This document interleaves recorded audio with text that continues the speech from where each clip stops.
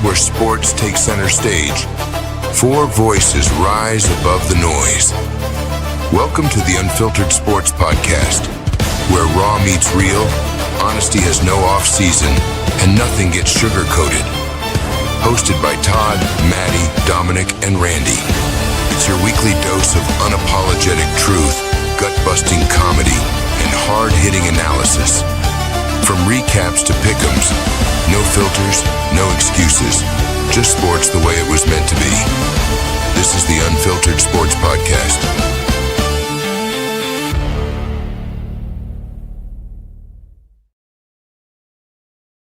Hey, welcome in everybody to a little bit of a late edition of the Week 15 recap and also Week 16 prediction show on the Unfiltered Sports Podcast. I'm your host, Todd Fox. To my right is the one, the only, Matty Matt. I'm so disappointed right now, but hey, everybody. You know what? You're disappointed in your team, but you're not disappointed in your picks, and we'll talk about that in a little bit. Dominick Lorenz, Mr. Fantasy Football, Mr. I'm the Champ from last year, not on the show tonight. He's doing some soccer stuff, doing some broadcasting for some high schools, so shout out to him. He'll have his picks on there that will be, shouted out by Mr. Randy Yaws, which is the producer to the stars to his right. Hello, everybody. I'm not disappointed in my team because they fucking suck, but I am disappointed in these fucking picks, and this fucking week can lick a butthole because that's where I'm at.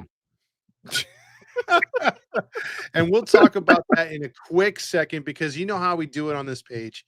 We automatically jump on to where we were right, where we were wrong, and we will get into the viewers' picks on how they did this week. And then we give the overall standings on them. And then we also give the overall standings on us and how we did and see how we both match up against each other as we're playing for pride and money and a jersey for the end of the season, as the winner will get some money and a jersey.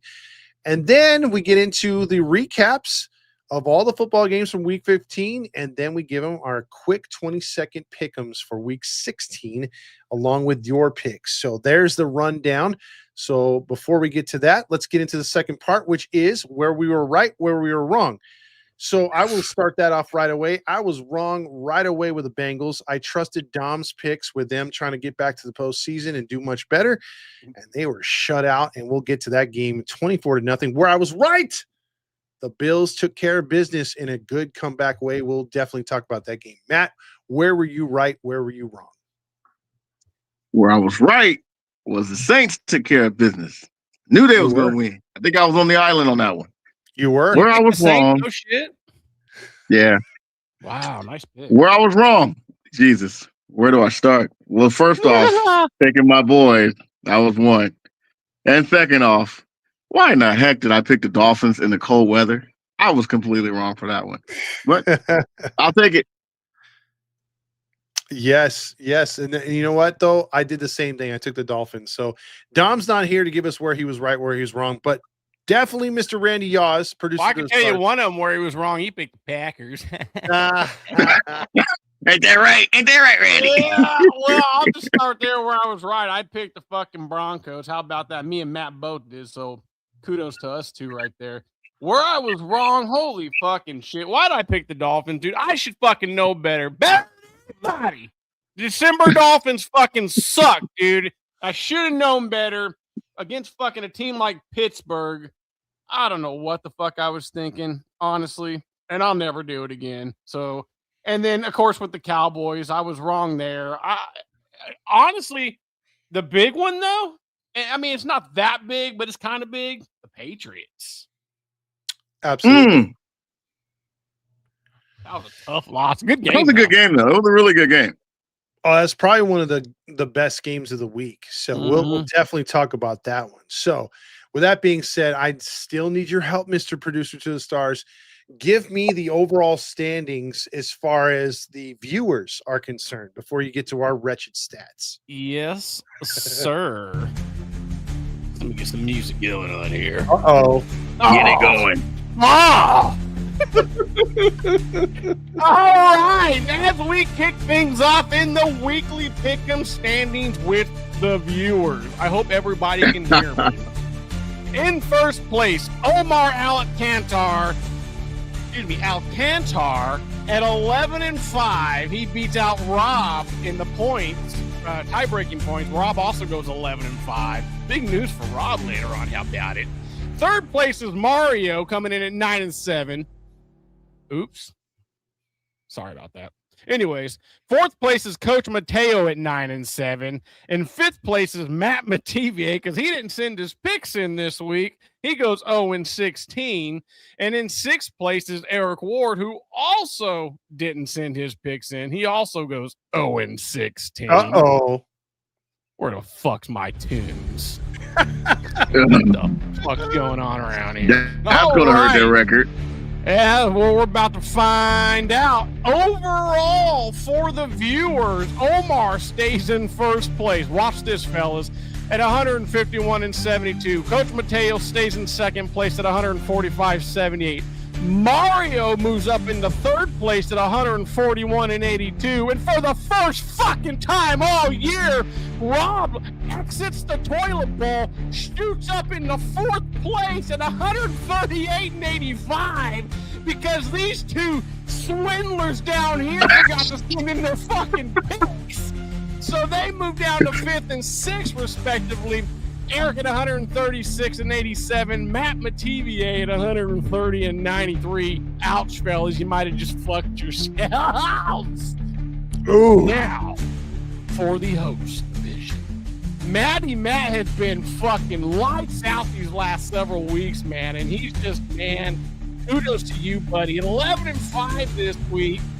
Second place is Mr. Dominator at 9-7, and me and Todd finishing at 8-8. Todd edges me out on tiebreaker.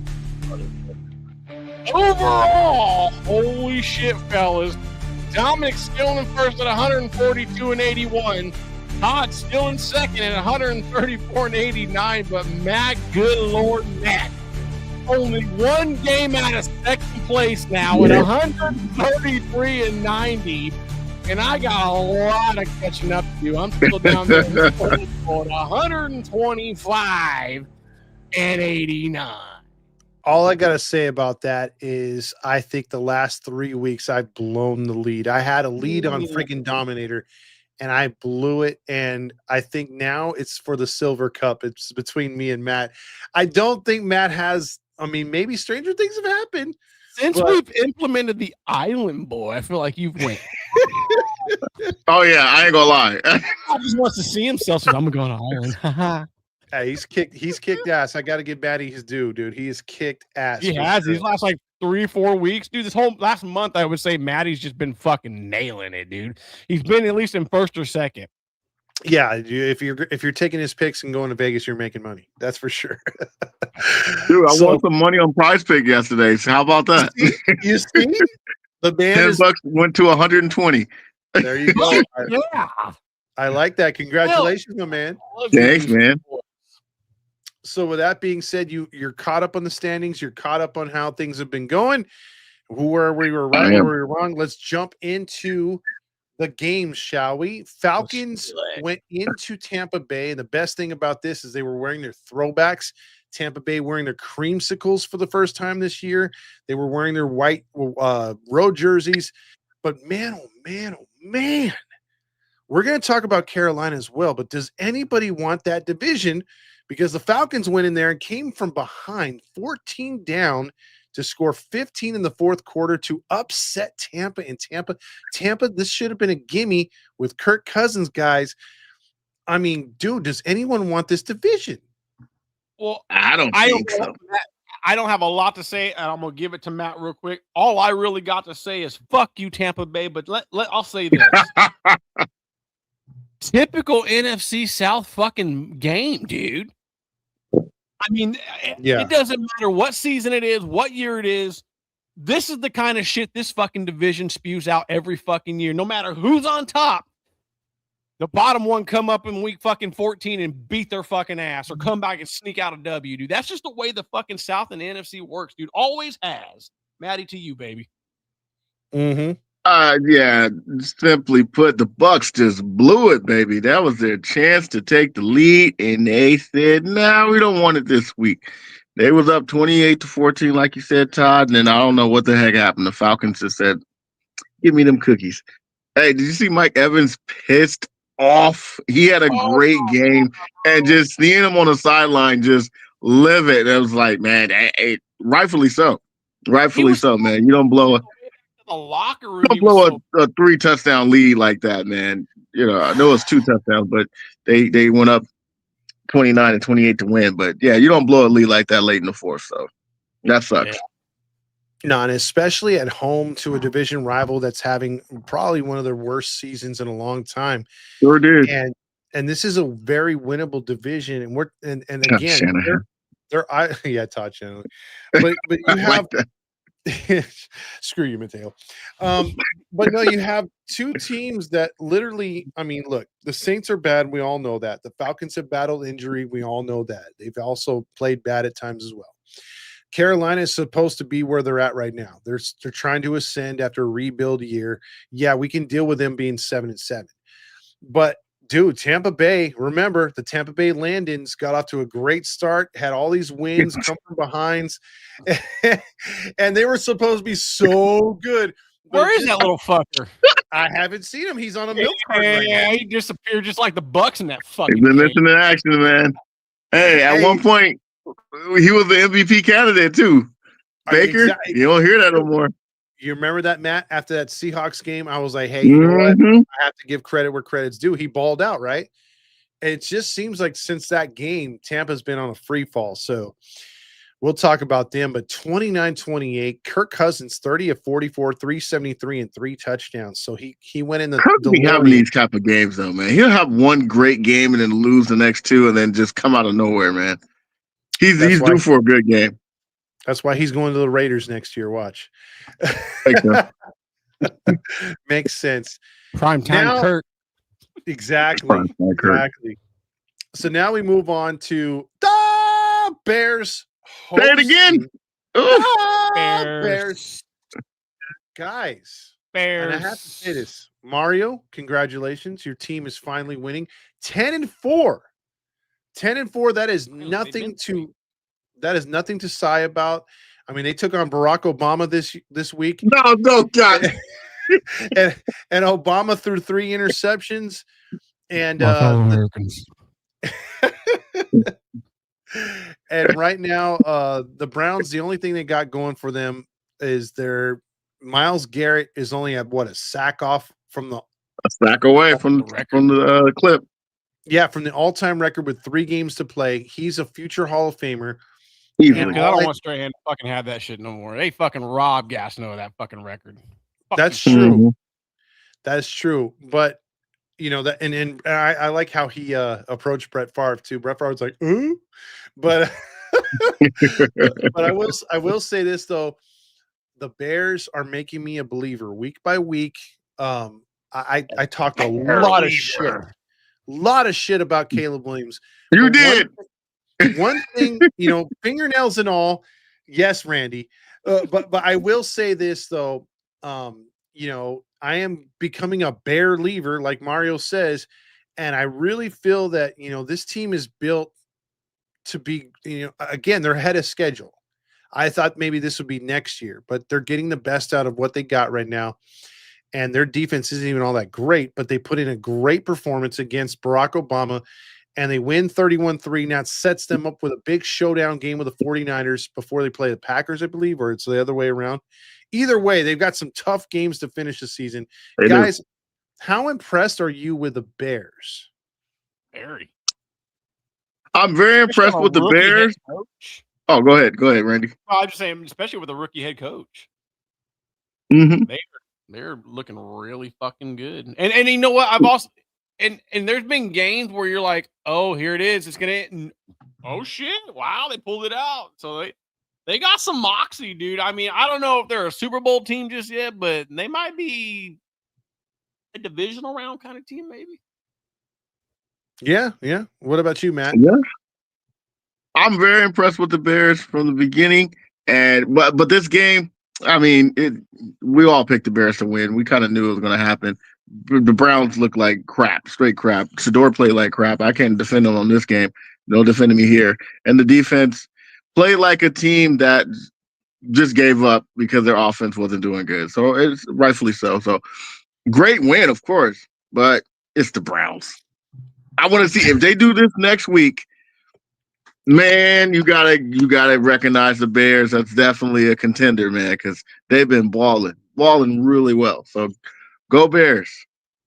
Yeah, I mean, I like to see teams ascend, especially teams that have been bad for a while.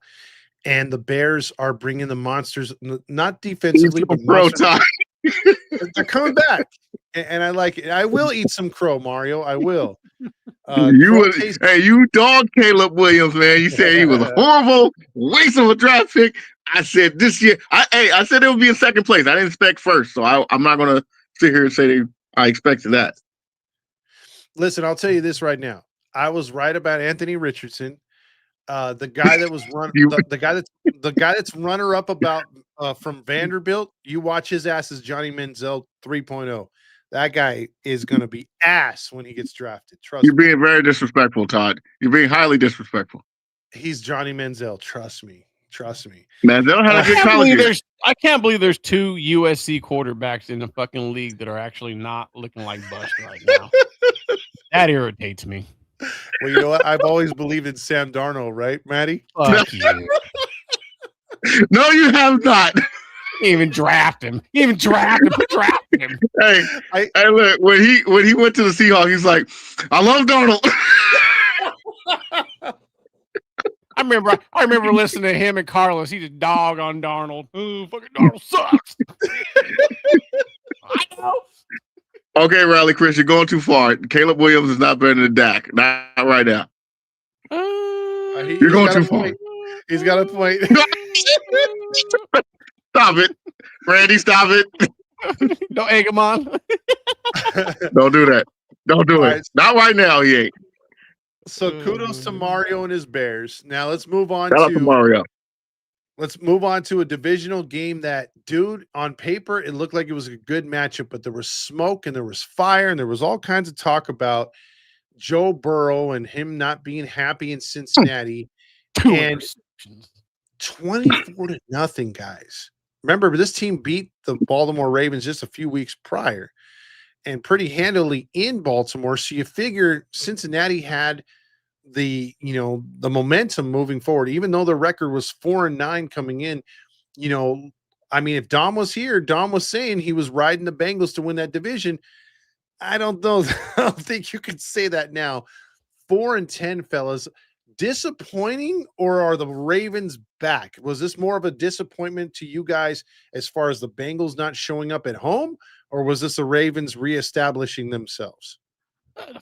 Fucking disappointment. I mean, dude, Jamar Chase had almost 140 fucking yards, and he had no points. Mm-hmm. What the fuck, dude? Joe Burrow goes out there and just stinks it up. I mean, throws for 230 or whatever, but two fucking picks, dude, and then two stupid fucking picks, man. Yeah. Fuck, bro. No, the Bengals completely just fucking shit themselves. They did not fucking show up. I mean, the receiver did, and I mean, they didn't reward him with no fucking points in the end zone. I mean, did they even take a shot with him in the end zone? I'm just no. I don't know what the fuck the Bengals were thinking. Yet, I mean, I wouldn't call that Ravens putting in their dominance or establishing their dominance again. I mean, I feel like if this was the fucking Steelers, I think it would have been a lot closer, so we wouldn't be talking about the Ravens. Be like, oh, the Ravens are dominant. No. The Bengals just shit the bed. Yep. What about you, Matt? Yeah, I'm with Randy on this one. I think the Bengals blew it big time. I mean, at the end of the day, they didn't have nothing to lose either. They had a long shot to make the playoff. They had a lot of things that had to take place for them to make the playoff, and this definitely didn't help them. But yeah, one of his worst games I've ever seen him play. And Jamar Chase with over 132 yards receiving with no touchdowns. Yeah, you got to get in the end zone. You got to punch that in. And Burrow threw for 225 yards, 25 for 39 with 2 interceptions. That ain't like him.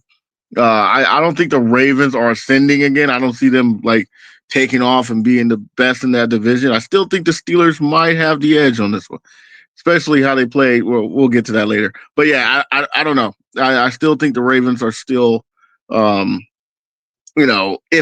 so to speak. They just took advantage of a poorly bad playing Bengals at this juncture. Well, I mean, if they caught him in the right spot, they put him out of their misery, dude. So, well, I'm getting blamed for everything tonight. Are we getting echoes or no? No, you had a slight echo, but it's gone now. Okay, cool. Echo. But right now, I think the Bengals had an outside chance, although very low. But any chance of them making the postseason is gone now.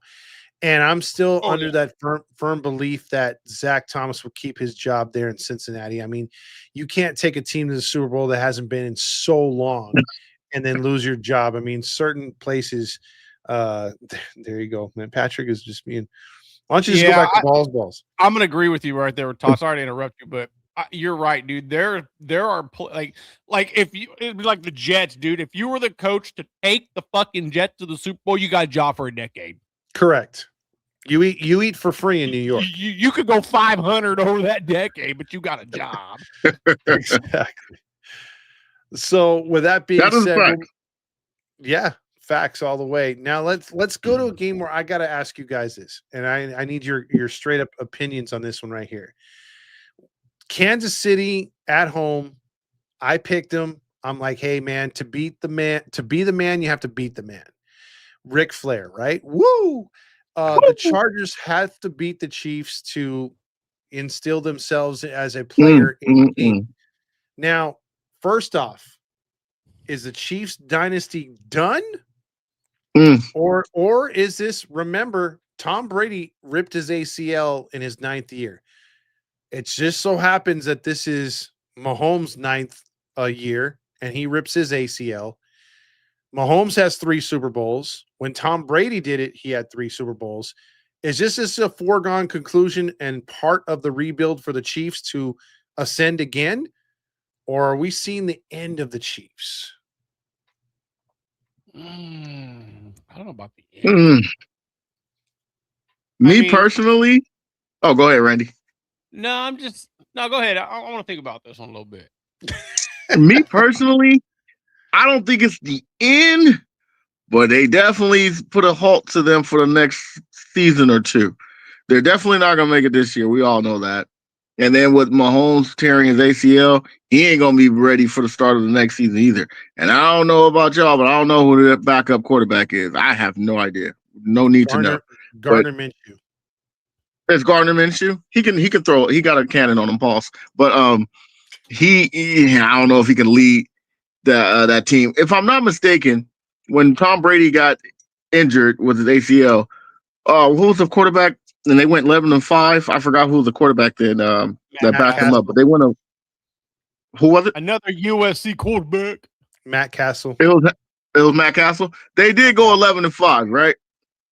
I remember when he took over. I don't think they made the playoffs that year, though. Yeah, they didn't make the playoffs. I don't think they made the playoffs that year. Yeah, but I don't think the Chiefs are going to do that, man. I see Kelsey retiring, bro. He should have retired last year, but I see Kelsey retiring. And unless they I believe they're heavy on the cap, so I don't think they can get that many good players. I think this is going to be a downfall for the next couple of seasons, not forever, but the next couple of seasons. For sure, Kelsey might retire. I don't think he's going to waste a year of mediocrity playing for whoever it may be, Minshew or whoever they might get. So I think for this next 2 seasons, it's going to be a halt. Yeah, no, Matt. You basically nailed it. Like they got no cap. I mean, you can tell that Kelsey's ready to just hang it up. He's already long in the tooth. He's getting slower. He's not going to want to do another season of this. The guy's ready to just dive into the media aspect of the game. You could just tell. Yeah, dude, that's a hell of a time to be tearing an ACL. I'm with Matt. I don't know if he's going to be ready for at the start of next season, but at the same time, I mean, the Chiefs have no weapons really. I mean, they got Xavier Worthy, but they got no offensive line. No running defense back. is no running game. The defense is just going to get older. I mean, they're not the youngest defense in the league. Yeah, I would say get used to seeing the Chiefs out of the playoffs for at least the next 2, maybe 3 years. But I would say right around that 3rd, 4th year, because I mean, they're a smart franchise, so they'll be back. I mean, and they got Patrick Mahomes. But I would say the next couple years, yeah, we're going to be Chiefsless for a little bit. I can see Andy Reid calling it. I can see Andy Reid calling it quits too. Why waste your years? Yeah, because that's the thing that I was going to say when it comes down to the Kansas City Chiefs, and the difference between them and the Patriots is Belichick wasn't long in the tooth. He didn't have no health issues, and he was able to retool the franchise. And I know the Chiefs are smart too, like the Rams and the Patriots, as far as being able to get players and get good coaches. But yeah, I don't see long-term Andy Reid sticking around, but I do think with Randy and you, Matt, that this team will have another run, another Super Bowl run under Mahomes. There's just no doubt. 100%. It'll just be with a new squad. Like they're going to have new running backs, new receivers. The Travis Kelce years are done. A lot of these players that played with Mahomes in these Super Bowl years, the defense will be completely retooled. So we'll see. 100%. We'll definitely see another Kansas City Chief run, but like I have to agree with Randy, it's going to be a year or 2 away at least. So with that being said, we're going to jump into, again, the Chiefs were eliminated. So gotta give hats off to Rally Chris and his Chargers. That must have the Chargers really not good. only beat them, but eliminated and also helped their future for the next year or 2 in one game. Can you believe that? Yeah. That's huge. That's huge. That's huge. Now it moves us on to a game where, again, we like the way it started, you were like, holy crap, the Patriots have not only ascended and are one of the top, if not one of the top teams in all of football, including the AFC, but you're thinking, okay, they put the hammer down on the Bills and he locked up that division. Not so quickly. They were up 21 points in this game twice, and the Bills came all the way back, scoring 5 touchdowns in their last 5 possessions. But you still got to be impressed with Drake May. The Patriots played playoff caliber football, but in the end, Josh Allen was a little bit too much. This was easily, I think, the game of the week. 35-31, folks. What do you think about this one? Oh, man. Patriots just straight up lost this fucking game, dude. Really? Yeah, the Bills put up their fucking points, but the Patriots just let off, dude. They had that 21-point lead and they let the fucking Bills get right back in it. Then they were like, "Oh, well, fuck." Well, then they get another, they get up ahead again and they just they let them get right back in it. Like that. That makes me wonder, dude, like, as good as the Patriots are, when you get into the playoffs, dude, like, you're going to be facing teams like the Bills and shit. You know what I'm saying? Like, I don't know, dude. Like, I don't know if the Patriots are January built. Mm. Yeah, they might be good in the regular season, all the, with the long season, to toe, but damn, dude, I'm wondering, dude, I don't know if they can hang with the top tier teams in the league in the playoffs. Dude. What you saying, Randy? Their schedule is. They might be able to catch a lead, but man, I don't trust them to fucking hold it. In that one game, as much as I like this sounds stupid wearing his hat and me fucking say it, as much as I've liked the Patriots this year and picked them and shit, like, in that one fucking game, dude, it made me fucking realize I'll probably pick them, a few times here to finish the season, but I don't trust them.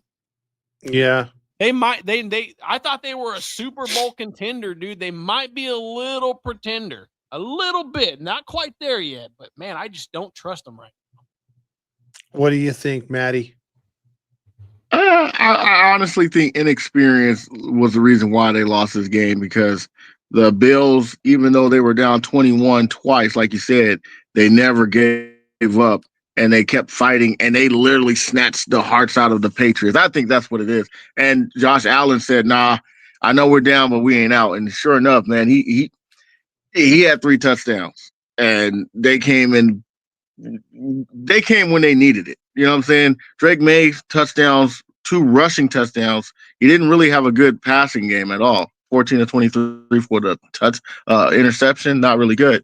But he did run the ball in when he was in the red zone. So give him credit for that. But like I said, I think it was just a veteran team knowing how to handle pressure and knowing how to take advantage of a young team like that. So I'm with Randy on this one. I think their inexperience, Jesus Christ, I think their inexperience definitely took. You just saw it. Their inexperience was the reason why I think they lost that game. I mean, that's true. I mean, look, I look at it this way. Maybe I'm a little biased, but when I look at the NFC West, I think any one of the 3 teams, including the Niners, could make the Super Bowl. And, you know, from the NFC, and the NFC just, to me, just has a lot more outside of the South, locked in teams. When it looks like, when I see a game like this was a chance for the Patriots to establish themselves and say, hey, we're there. We're here. We're going to be fighting for a Super Bowl. The AFC looks wide open, fellas. I mean, wide open. So, hey, real quick, Todd, do you guys think the Bills are taking that spot back as number 1? They possibly they're going to take the number 1 spot? They're only a game out now. I think they can. I think they will. We'll see. I mean, the Patriots will have to stumble the rest of the way. I know. Let's check out their schedule real quick before we move on to the next game. Because this might rattle them a little bit. The Patriots are at Baltimore. They're not, and then at Jets and at home against the Dolphins. They'll beat the last 2, but that Ravens game might rattle them, man. I'm telling you, the veteran teams, man, that defense. I think that we'll get to it. We could. And then also the Bills. They got. Wait, hold on. I just clicked off the Bills here for a minute. Let me get back on them here. I know they got the Eagles. Yeah, the Bills, I think, have a tougher road. They got the Browns, Eagles, and Jets. So if they sweep, who knows? They're sweeping. So let's get into it now. We had to have a winner in this game, obviously, and that would be the Giants at home against the Washington Commies.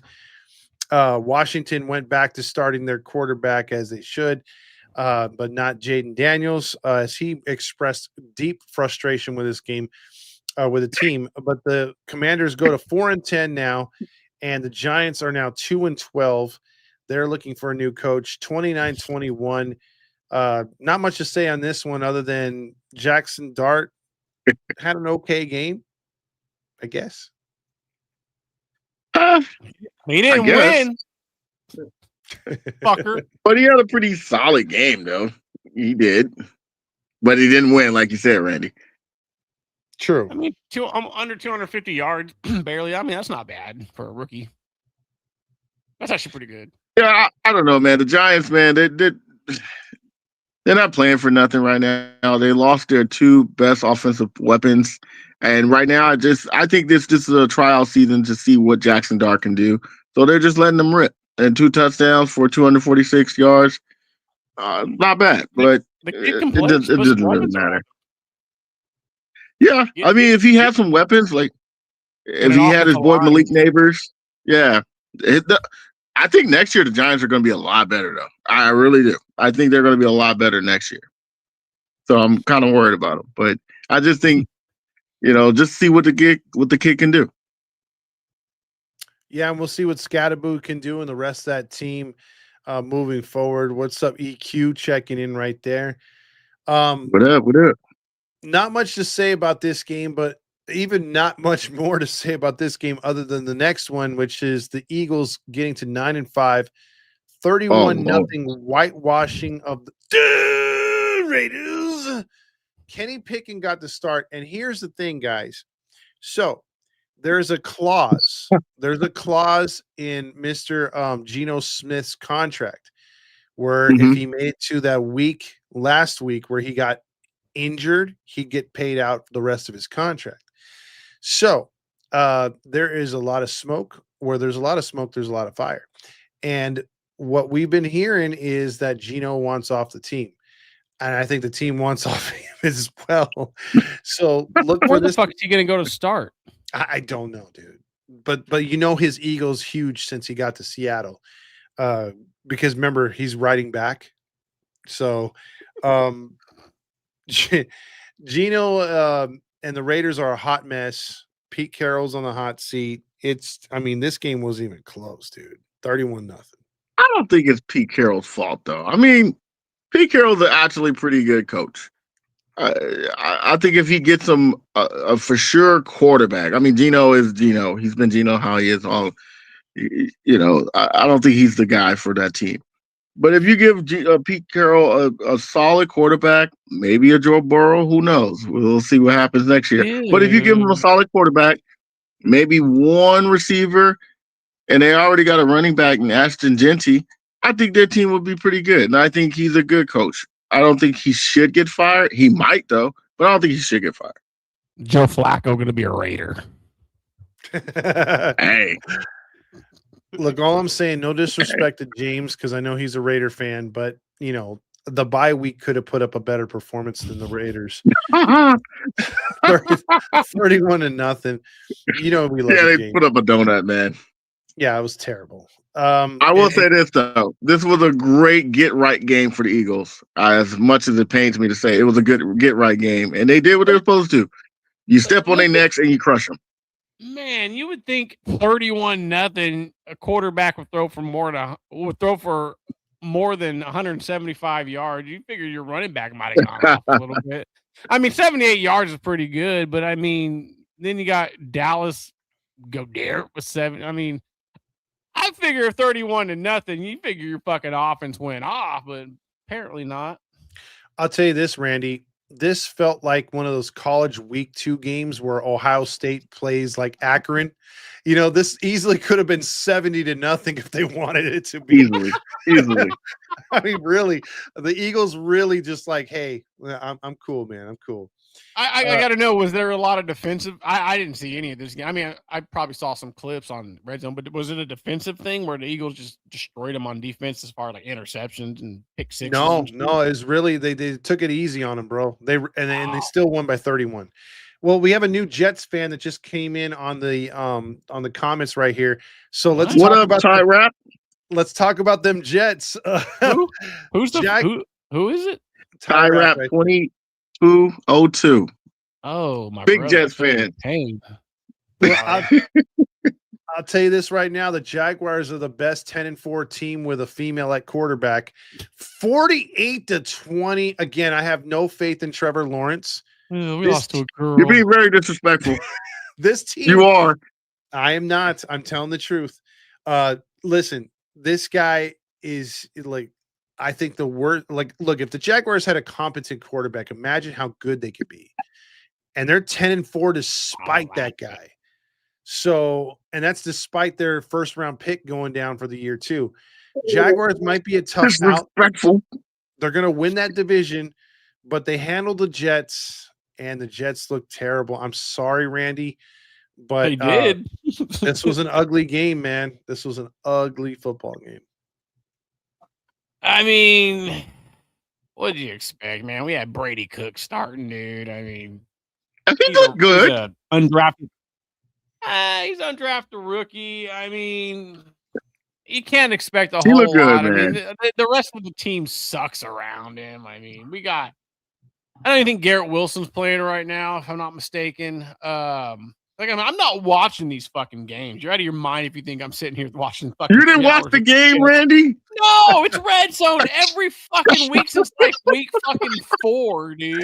Like, I'm not sitting here for 3.5 hours watching this garbage fucking football team when I know I'd sit here and tell you every week how it's gonna fucking go down, and I'm always fucking right. But, I'm watching them from afar, and like, I don't know, dude, what's there to talk about? I mean, we got our ass kicked again. And that's tough, man. I will say this before Matty goes into his take. I just got to interrupt and say, man, I mean, I've been there for only a couple seasons, like when the Seahawks were terrible. They were 500 or below. Man, it's tough to watch the team continue to sputter and spin their wheels. So hats off to you for still hanging in there, my man. That's all I'm saying. Matt? Hanging in The there. only thing I'm going to say is the only good shining light in this game for the Jets was that Brady Cook, when he scored his first touchdown, his family was there to see it happen. So that was the only shining light I saw in that game. Other than that, the Jags took advantage of a team that's spiraling down. So there's not much to say about this game. We got booty raped in that game. And there's not much to say on this next game, guys. Cardinals. Oh, here we go. They lose by 20, and they should have lost by 40. But let me tell you guys this, or let me ask you guys this. 4 or 5 weeks ago, Randy, the Colts were in total control of that division. Yep. And I know we always say this, but it has to be re-emphasized. It's not how you start, it's how you finish. Injuries, bad play, all kinds of things can derail a team's momentum. And 5 weeks ago, we were all saying Colts got this division wrapped up. Let's see who they face. Yeah. And now you're looking at the Jaguars, who possibly could win this division. But then again, here come the Texans. Texans are only sitting a game out. So that division went from Colts and crap to now Jaguars and Texans on the ascension, and the Colts are fading. So what do you guys think about the Texans? That defense, man. Defense, what I say, defense win your championships? Correct. That defense for the last 6 weeks has been very, very good. And CJ Stroud, coming back from his injury, has been playing pretty good. What was the quarterback that he had prior to him? What's his name? He had a very strange name.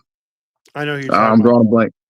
I'm drawing a blank. Chat, you type in. He held it down while CJ Stroud was out. Oh, Davis Mills? Yeah, Davis Mills. There you go. Davis Mills. There you go. Davis Mills held it down while CJ Stroud was out. And you got to give him credit. That's what backup quarterbacks are supposed to do. You ain't supposed to be – you don't expect them to be the best, but you're supposed to hold down the fort while your boys get back. And CJ Stroud's been playing really good, but it's that defense, man. That defense is awesome. And, of course, they were playing the Cardinals, but still – the defense been playing awesome for the last 6 weeks. So give Texans credit for sneaking back in that division, because you're right, Todd. We all said they were done 6 weeks ago. Vegas said, I got something for them. Who's the head coach of the Texans again? DeMeco Ryans. DeMeco Ryans, that's right. Hey, man, we say it I think we said it last year. He's got to start putting his fingerprint on that defense, with him, he'll maybe start bringing him in. But we said this last year, that defense has got to be a lot better. Well, fucking boys, they're better. And DeMeco Ryans putting his fucking touch on there, and he's showing that he's a pretty damn good coach. I mean, he's got it. He's got the offense fucking working. He's got the defense fucking working. So he's not a one-trick pony as far as, one side of the ball. He's proven his worth. And goddamn, I'm fucking jealous because the Jets go out and get defensive fucking minded coaches, and they can't run an offense worth of fucking shit. Yeah, I think they're Randy, allergic. It's okay, Randy. I'm sorry. It's okay, Randy. Oh man, poor Randy. Randy. So now, Randy.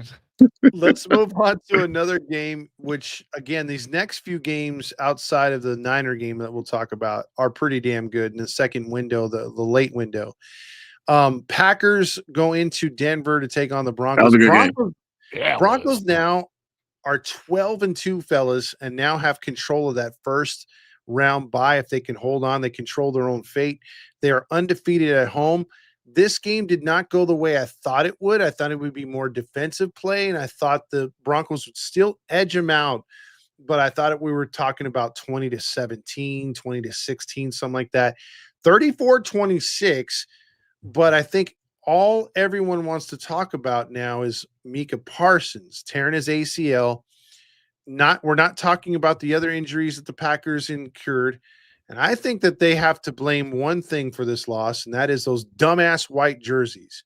Stop wearing fucking white jerseys. They also have the white What's wrong with them, Todd? It's the white helmets too. It's stupid. You are the Green Bay fucking Packers. I kind of like it. It's like snowy. That's not that. Todd, you just gotta get used to it, man. Just stare at it for a little bit. You are yellow and yellow pants, yellow helmet. You are yellow and green and yellow pants when you're at home. That's it. I don't want to see this white bullshit. But either way, that's kind of racist. Yeah, exactly. Very racist. Very racist, man. Very racist. Coming from me, right? You can say that. Yeah, I can say that, right? But no, the Packers blew an opportunity right here, and now they're in trouble. They could be a bubble team at 9-4-1. That's crazy. But the Broncos control their own fate. Guys, are you impressed with Bo Nix, and how bad of a loss was this for the Packers? It was a bad loss for a couple of reasons. Number one, the Bears are playing really good, and they're still winning. So it was a bad loss if you wanted to win that division. It was also a bad loss because you lost your best defensive player. Well, supposedly the best defensive player. Yeah, he is for the year, and Micah Parsons. And that one really hurts because, that's who you traded for us for, man, for Micah Parsons. So it's definitely a bad loss for the Packers. Got to give Denver credit. Bo Nix was balling. I mean, balling. It was a slugfest. I like it. It was a good game, great game. Broncos just overcame. And I said what would be the key factor of them winning, and I said Sean Payton. And Sean Payton is the X factor for the Broncos. I said he was going to have them right, and sure enough, he did. Dang it, give him credit. Randy? No, yeah, it's like Matty said, Bo Nix went off. It's like, who said it? These Strange 26. Bo Nix has missed the fourth quarter, man. And he is. Man, the Broncos are just a good fucking football team. Although I picked the score to be like what I have, 28-27. You're 100% right, Todd. The more I got to the more this game got closer and closer, I started to think, you know what, this might be a defensive game. And I honestly started to think, we might see something like 19-14 or some bullshit. Because the Broncos been in some of those kind of games. The Packers have been in some of those kinds of games. And so, but kudos to the Broncos. They went in there and they fucking handled business, man. And they are showing why they're one of the best teams in the league right now. Yeah, Bo Nix is scary. That defense is much better than we thought. And he's only a second-year pro, dude. Mateo said, "Is Sean Payton the coach of the year?" I'll tell you, if they get the first round bye, if they get that first round bye, you almost got it. He's got to be one or two. I mean, he's turning. If it's not him, it's Ben Johnson. I would say those are probably the top two. Yeah, that'd be hard to like. Let's say, okay, let me put it to you this way: if the Broncos get the first round bye and the Bears win that division, who are you going to give it to? The Bears win the division. If the Bears win the division and the Broncos get the first round bye, who are you going to give it to? Ben Johnson. Ben Johnson. Reason being because no one, and I mean no one, except for Mario, expected the Bears to even sniff the playoffs. Broncos kind of saw it last year, so you kind of expect them to be good. No one expected the Bears to be good, so you got to give it to the Bears, even if the Broncos get the first round bye. Yeah, but I'm gonna agree. I'm gonna say the Bears, but I'm gonna disagree as far as I don't know if a lot of people. I mean, they might have seen the Broncos as maybe a playoff team. They might sneak in 7 seed. 8 seed or whatever the seeds are, 7 seed. Mike Ray Rose a good one too. Let me fucking reiterate it again. What Sean Payton is turning Bo Nix into. Yeah, I mean, he's literally turning him into fucking Drew Brees 2.0. I mean, do we got to go back and watch the tape? Motherfucker slings I'm not gonna disagree that much. Slings it. I will say this though.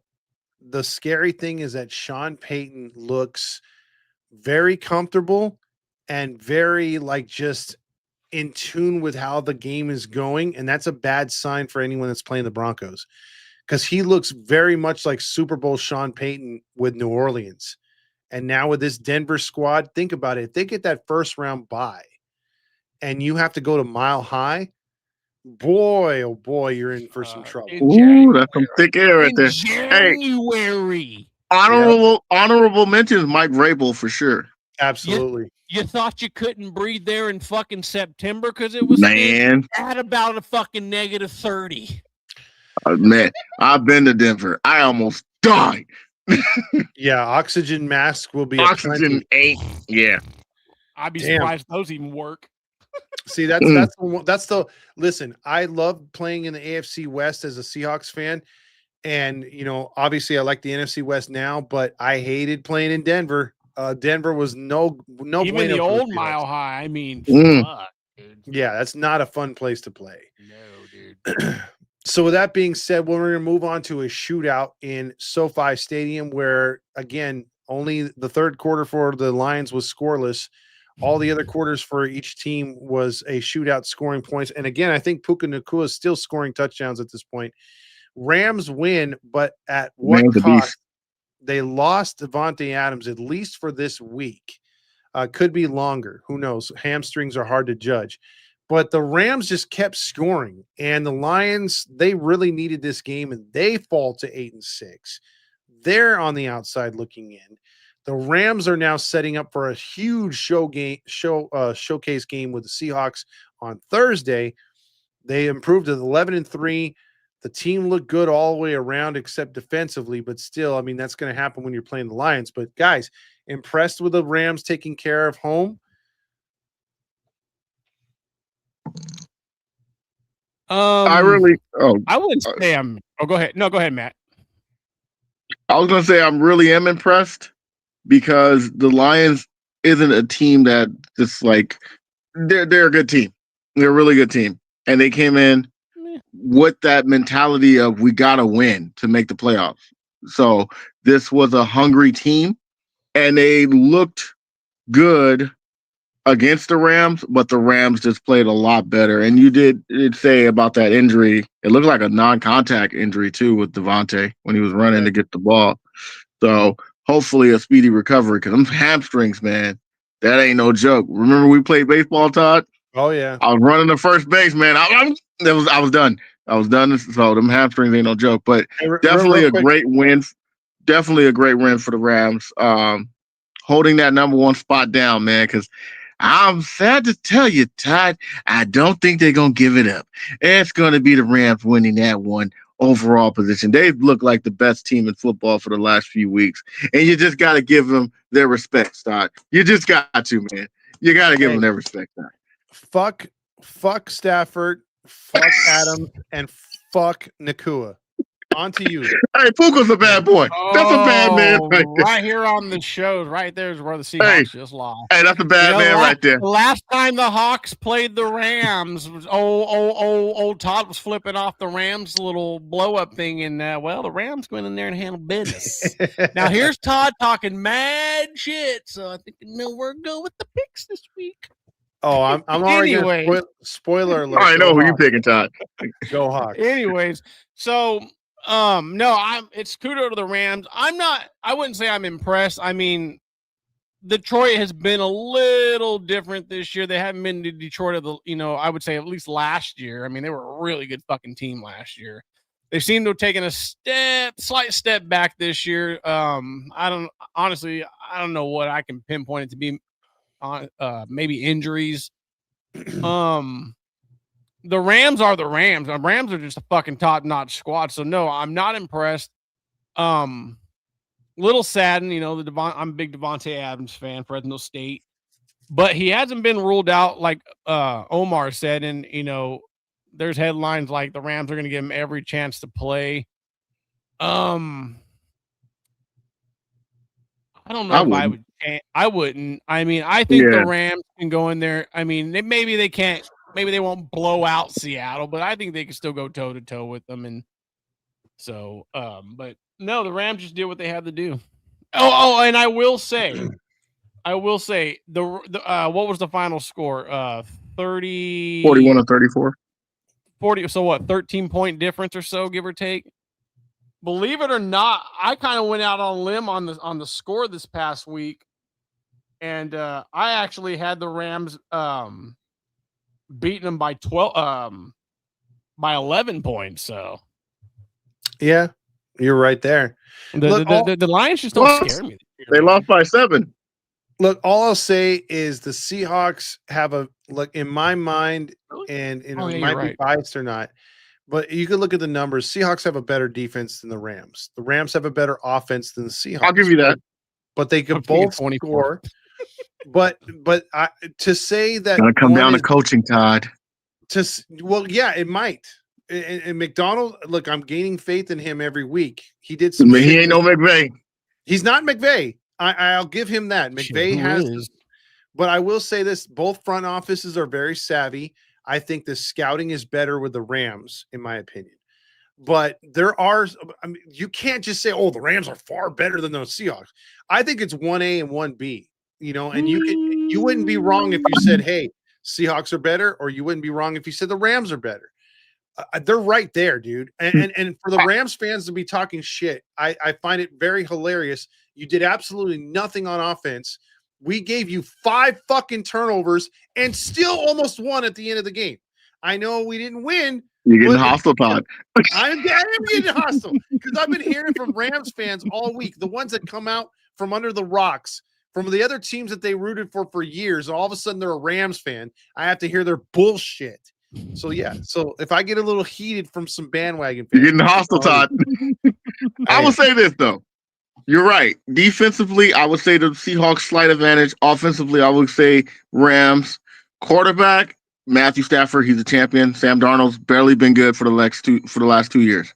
Coaching, McVay.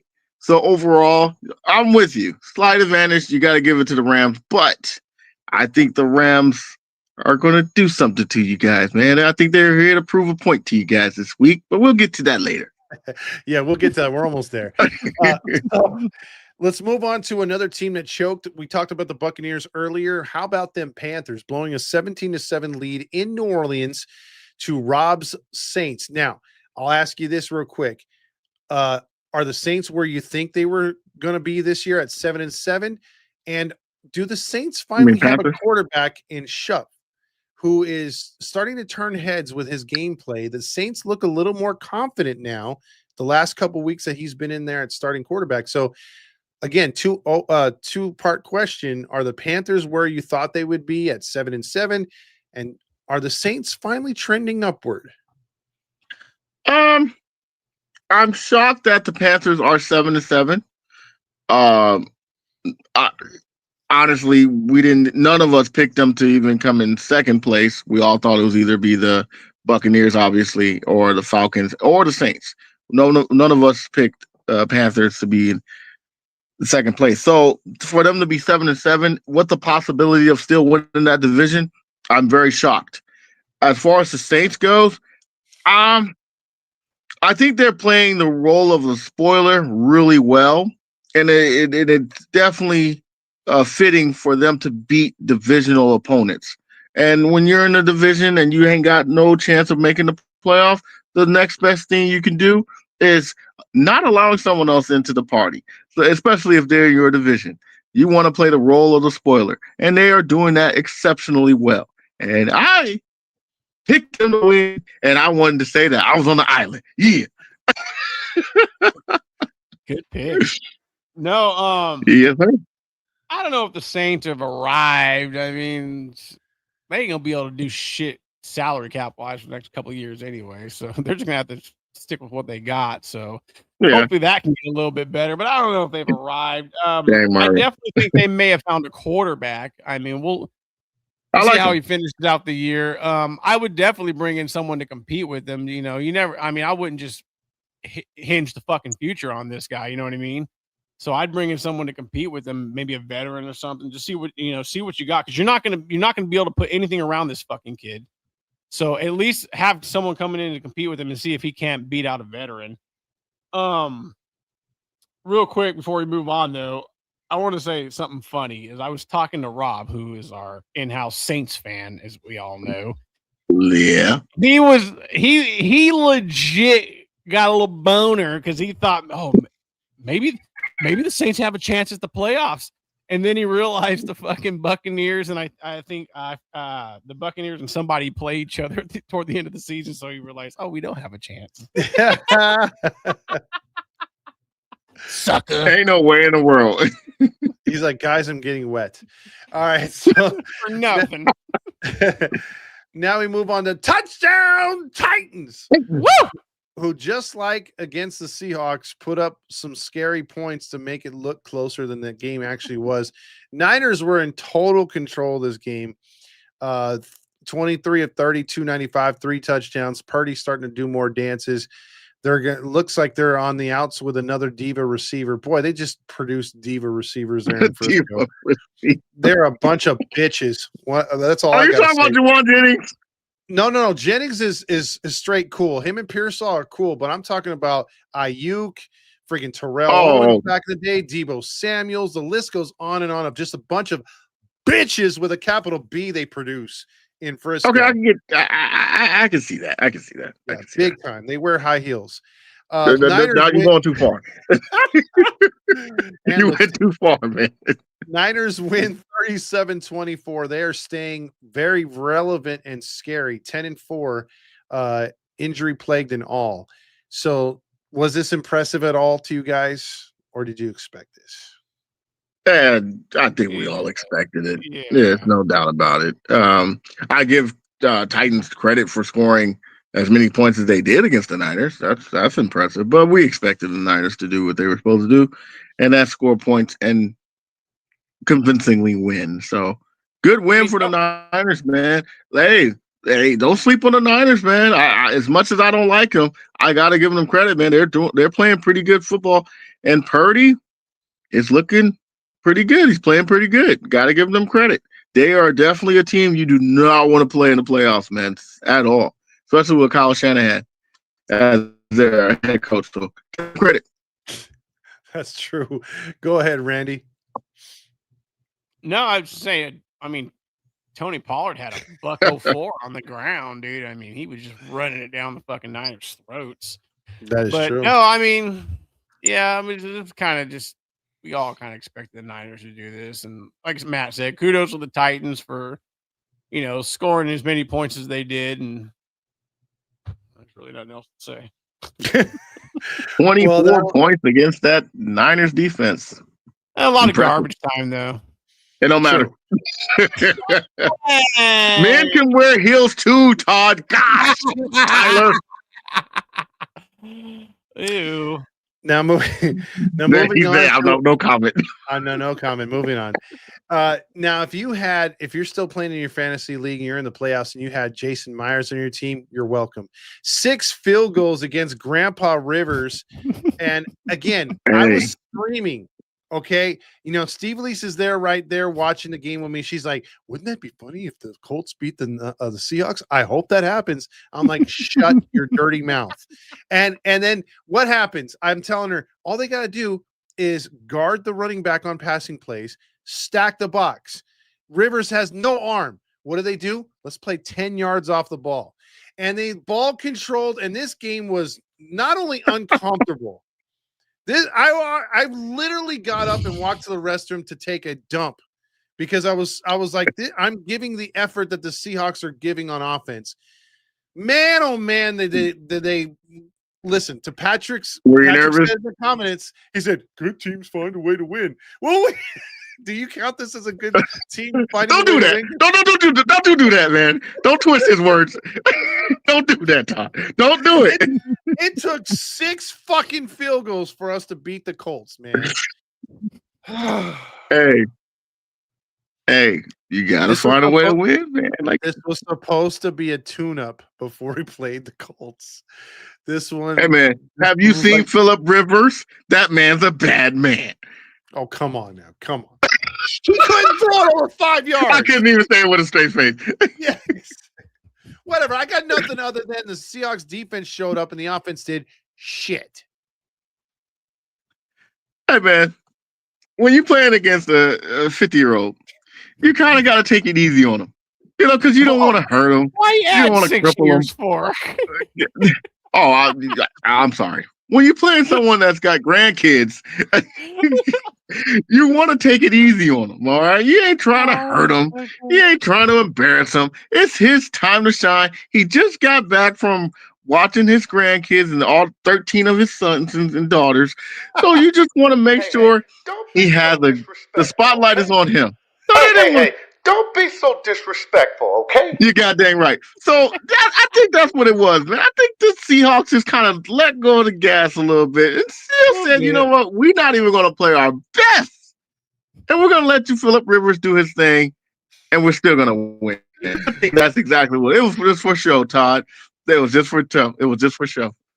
Whatever, man. Whatever. It made you nervous. But they found a way to win, Todd. Todd was just so certain, just make it one-dimensional. We should beat them by 2 scores. Shit. I had us covering easy. They had them one-dimensional, but damn, brother. Hey, Tyler Muggs onto something. Rivers is the Trout of football. Too much sex. Man, that's a good one. Hey, you know what? Ain't nobody be calling Mike Trout when he's 44, guaranteed. That's true. That's true. Enough of nobody that. Wants to call him at 30. Y'all leave Trout alone. That's my guy. Listen, I'm a Seahawks fan, and I want to move on. I don't want to talk anymore about this game. I'm just lucky. I'm just happy we won. Moving on. Fuck. All right, now Vikings played the Cowboys. We skip. on the Peacock game of the week. Yuck. Oh my God. I didn't think it was possible to make JJ McCarthy and that weird ass face that he makes look good, but damn it, he did. And the Cowboys defense, Matty Matt, we've been talking about this all year. The Cowboys defense has been bad. And the Vikings score, I think, a season high 34 points, dude, on Peacock. What the fuck is going on with the Cowboys? Randy, you want to go first? Man. Bro, Dak Prescott almost had 300 yards. You had CeeDee Lamb finally fucking showing up at $111, not dropping fucking crucial passes and shit. And I'm just, or was that a different receiver? I don't know. Either way, George I don't know how you probably. put up those, yeah, it's probably him. I don't know how you put up that kind of fucking those kind of numbers and then lose, dude. Especially to Minnesota, bro. Like, this was supposed to be like this stretch where the Cowboys maybe put themselves back in the playoff hunt, and then they kind of just fucking said, nah, never mind. I mean, I don't know how else to put it, dude. I mean, that doesn't feel like what happened. I'm just saying. I don't want to talk about this game, to be honest with you, man, but I got to, man. The show goes on. Hey, look, man, like Todd said, from our defense, man, oh, my God. They're horrible. They're horrible. And we let J.J. goddamn McCarthy look like Joe Montana, and we do this every goddamn. I'm going to have a heart attack in a minute. Look, Dak Prescott didn't even have the greatest game. He didn't even score a touchdown. Jesus. And then our Mr. Ace kicker missing 2 field goals. That hurt us, man. It was just not meant for us to win. And give Minnesota credit. They took advantage of our horrible defense, and they did what they were supposed to do, which is capitalize on our stinking defense. Do you see how wide open their receivers were on a couple of those deep passes? And then J.J. McCarthy hitting the gritty on us, man. Want to fake out? I ain't gonna lie, he faked me out. I was looking at the running back. He faked me out and hit the gritty. That boy got swag. It was embarrassing. I was pissed. I didn't finish the game because I was mad. And all I'm going to say is this. We don't deserve to make the playoffs. So it's always next year. Well, I think we'll be fine next year. That's all I'm going to say. Eagles, you got it. I hate to admit it. Team Air 20, congratulations. You're not going to win this week, but dang it, because we're going to beat the Chargers. But anyways, we got unfinished business to do. You ain't going to win this week, but you definitely win the division. Congratulations, Eagles. You guys won. I hate the Cowboys this week. That's all I'm going to say. I mean, I just want to say one thing. I don't want to say it.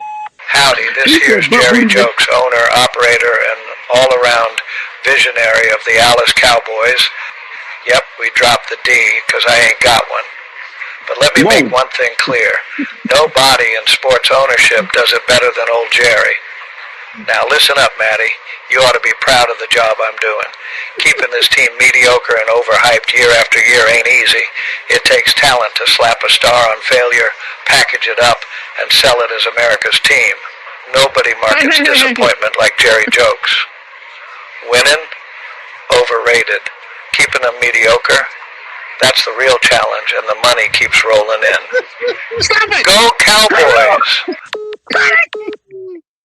Wow. First of all, I don't know where you got this tape from, and I don't know who that was, but that was not no Jerry Jones. You being so disrespectful, man. That man only got 2 more years left on this earth. You give him some dignity.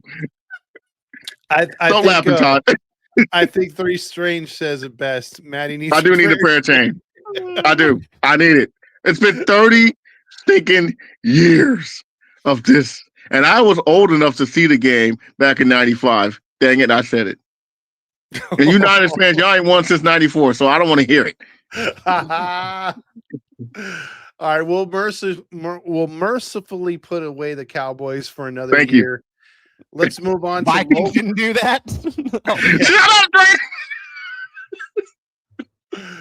Let's move on to Captain Loafers, and he was appearing to be keeping his job there for a minute. The Dolphins were getting back into it, but nope, their season's over thanks to Captain Rogers.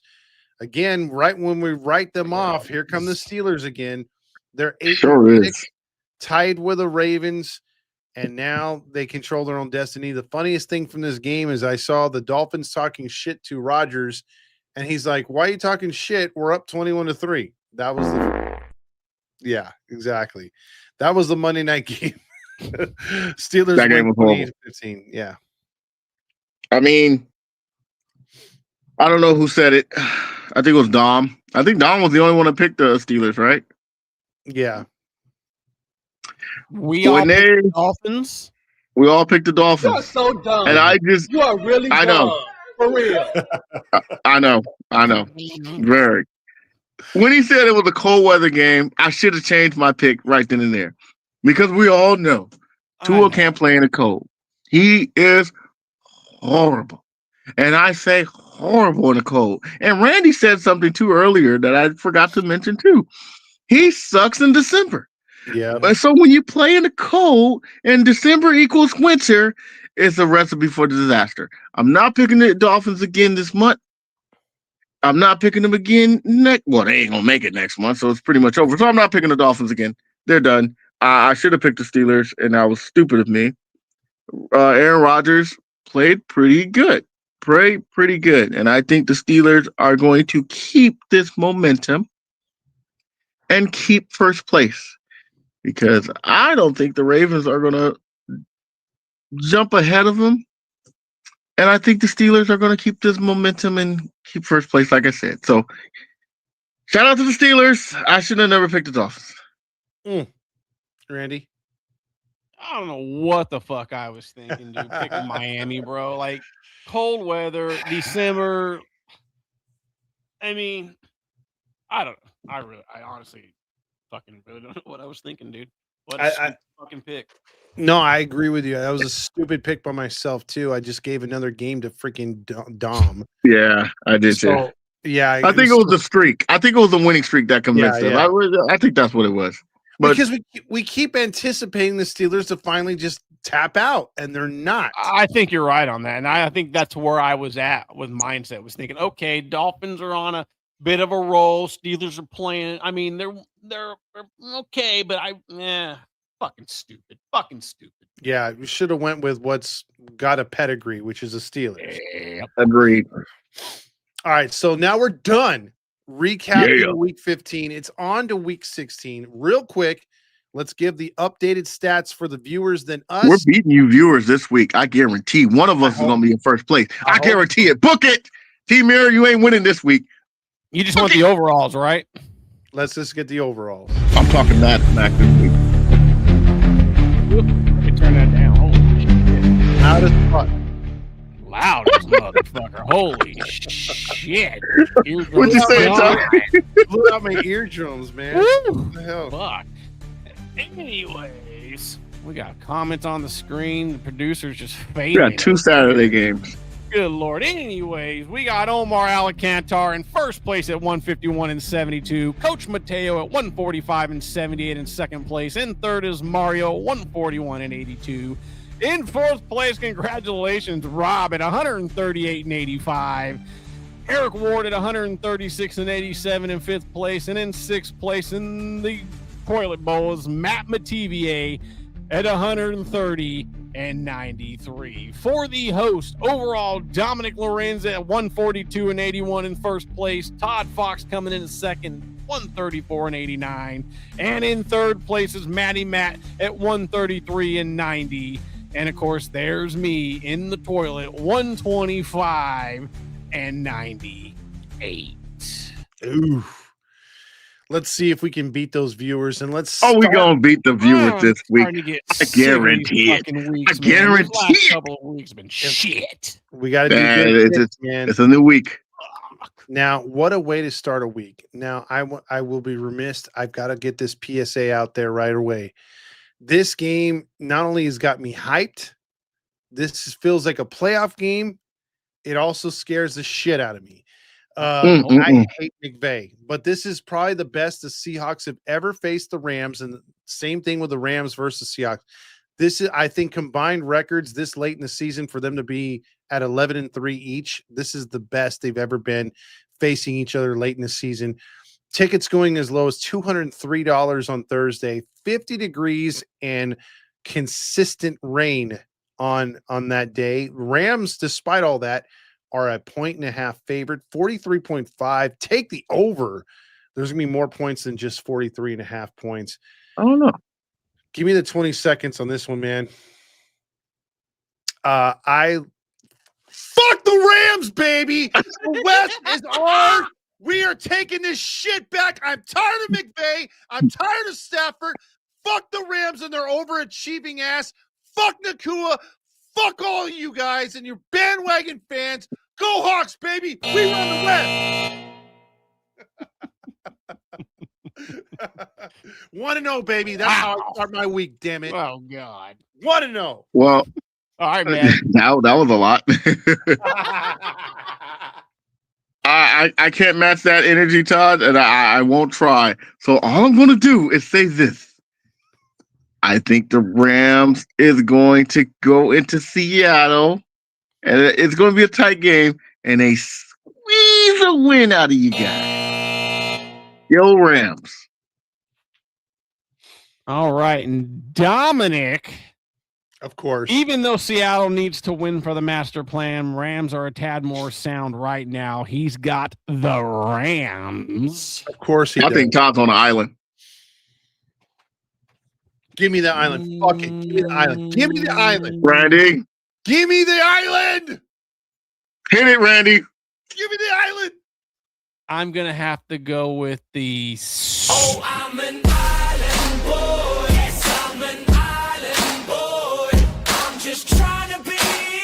Yes, I'm an Rams circles, baby. I'm the only one 29-21. You knew you were going to be an island, Todd. Fuck the lips, baby, because your lips are going to look great on my ass, Rams fans, because that's what we're going to do, baby. God. Give me the island, boy. I'm going to get that win, baby.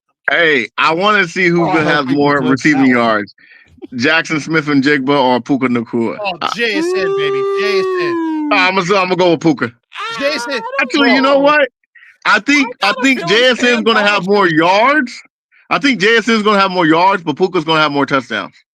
I think this is going to be a week where Sam Darnold just has a bad fucking game. Oh, we've seen enough of that. He's going to have a great game this week. No. He's on one, baby. No. We're going to change that narrative of he can't beat the Rams. It's changing, baby. Go on. Oh, hey, Randy, I'm telling you right now. Randy, I'm telling you now.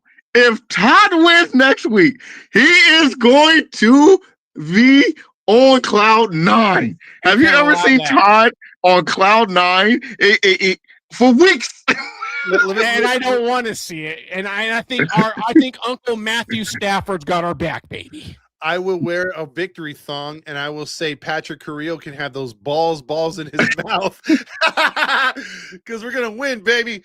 All right, let's move on to the next game. Oh, I can't wait for this game. Saturday, we have a doubleheader on December 20th. We have the Eagles. Oh, Saturday games are here. Yes, they are. Yeah, I know. Eagles play the Commies in Commieland. $92 is the cheapest ticket for the woke. 42 degrees and partly cloudy. The Eagles are 6.5 point favorites. 44.5 is your total points.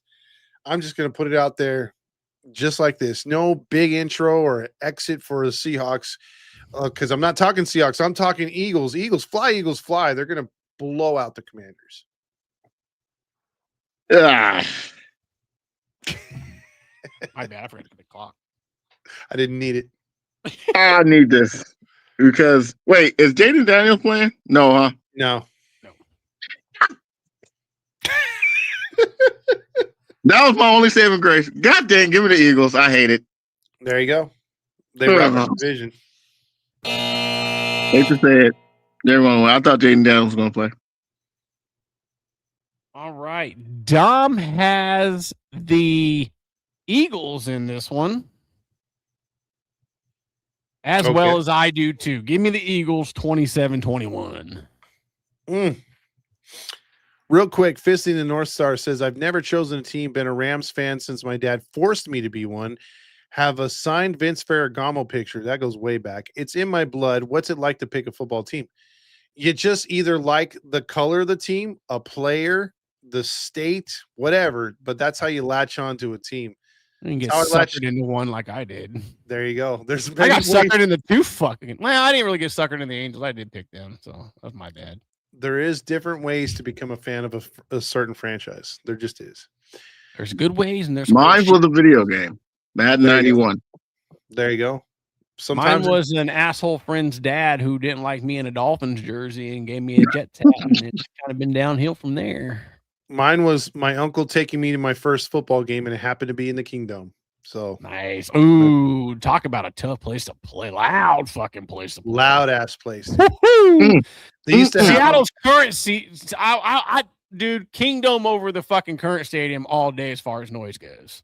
Yeah, I mean, Lumen Field's loud, but I remember as a kid, I couldn't hear anything because they would put like on the scoreboard a 747 Boeing because they were sponsored by Boeing.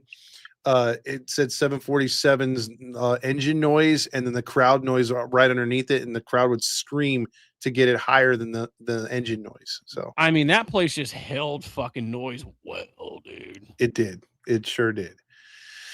Now we go to the longest standing rivalry in all of sports. Green Bay Packers play the Chicago Bears. This is the battle for the division. Packers 9-4-1 coming off a tough loss. Bears could easily take this division with a win, or at least be put in the driver's seat, having a 1.5 lead if they get the win. But they fell short in a classic over there in Green Bay. Now they have to try to take care of home.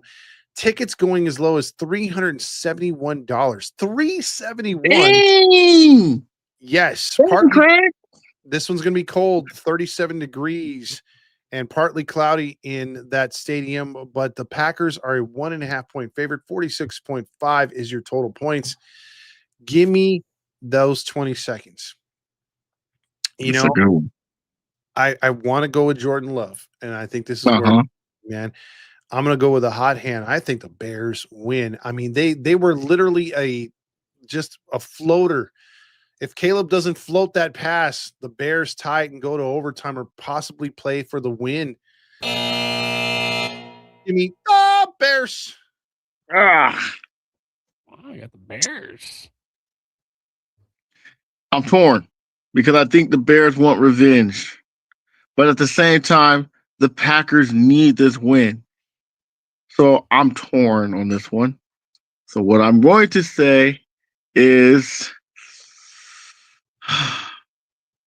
the Bears? The Bears. Yeah, give me the Bears. All right. Dom has the Packers in this. I knew it. Oh. It's a trap. He's an island boy. I'm feeling it. I think so. Is he? Oh, I'm an island boy. Yes, I'm an island boy. I'm just trying to be. Yes, I'm an island boy. I'm the only one that picked the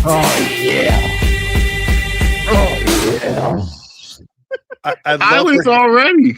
I would love for him to get a fat loss in this one, dude. Give me the Bears 23-19. There you go. You know what? I think he was an island boy last time the Packers played the Bears, and he won. Shit. We'll see, man. We'll see. All right, so that moves us on. Like the 90s song.